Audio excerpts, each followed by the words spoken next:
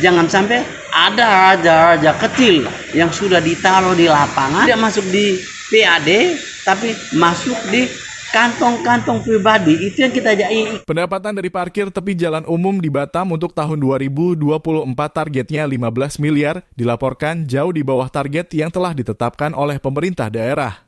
Diduga ada lebih dari 2.000 titik parkir tepi jalan yang tersebar di berbagai wilayah kota Batam. Diperkirakan pendapatan harian seharusnya mencapai 200 juta rupiah. Namun data dari web resmi Pemda Kota Batam menunjukkan bahwa jumlah tersebut tidak tercapai, memicu dugaan adanya permainan raja-raja kecil yang berkoordinasi dengan staf Dinas Perhubungan. Menurut informasi yang diperoleh dari web resmi Pemko Batam, pemerintah daerah Batam menargetkan pendapatan retribusi dari sektor parkir tepi jalan dengan jumlah 15 miliar sebagai salah satu sumber pendapatan asli daerah yang signifikan.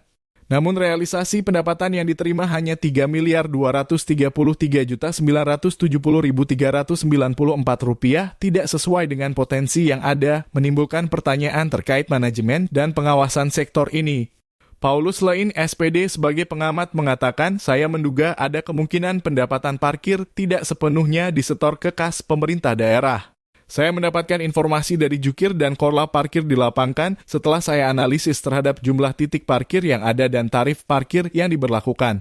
Jika setiap titik parkir mampu menghasilkan pendapatan minimal Rp100.000 per hari, seharusnya pendapatan harian bisa mencapai 200 juta rupiah dari 2.000 titik parkir. Ujarnya, namun laporan pendapatan harian yang diterima jauh lebih rendah dari angka tersebut.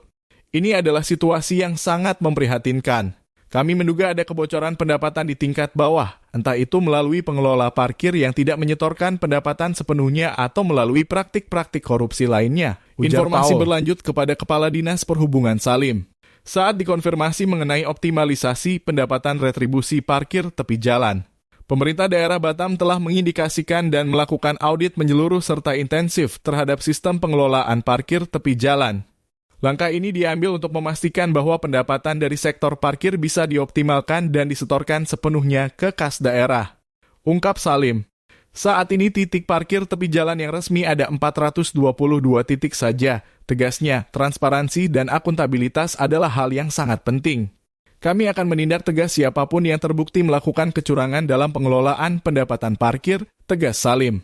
Selain itu, pemerintah juga berencana untuk meningkatkan sistem pengawasan dan manajemen parkir dengan menggunakan teknologi. Seperti sistem parkir berbasis aplikasi yang dapat memonitor secara real-time pendapatan dari setiap titik parkir. Masyarakat dan pengguna jasa parkir di Batam diharapkan untuk turut serta dalam mengawasi dan melaporkan segala bentuk penyimpangan yang mereka temui. Dengan kerjasama semua pihak. Titik-titik parkir yang ada di Batam ini, kota sebesar Batam ini, yang kami perkirakan itu sesuai investigasi kurang lebih itu sekitar 2.000 titik itu ada.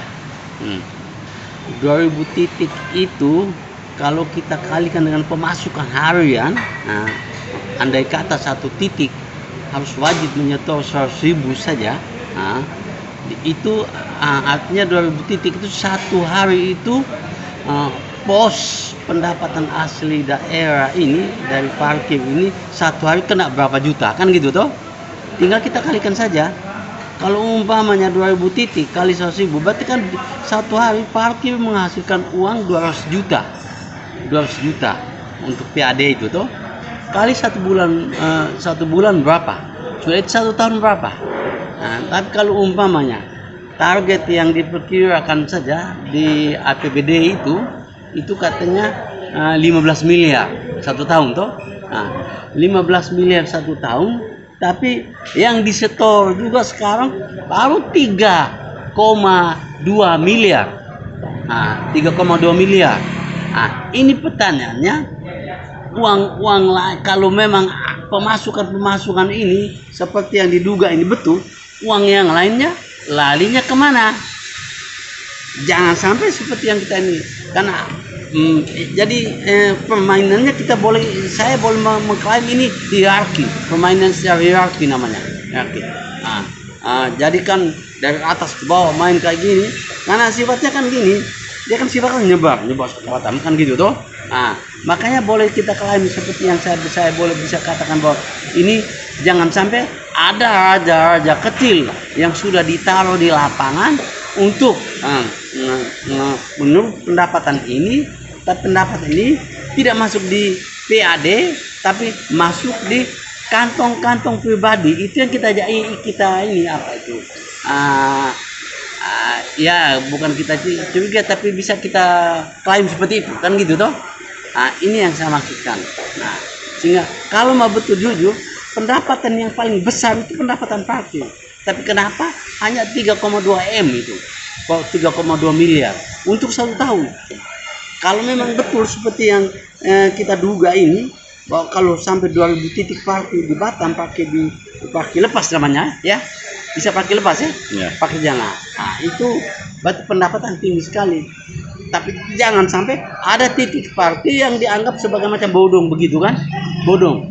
Kalau titik parkir bodong, tapi dari atas tahu bahwa itu orang ini masuk ini kan gitu toh.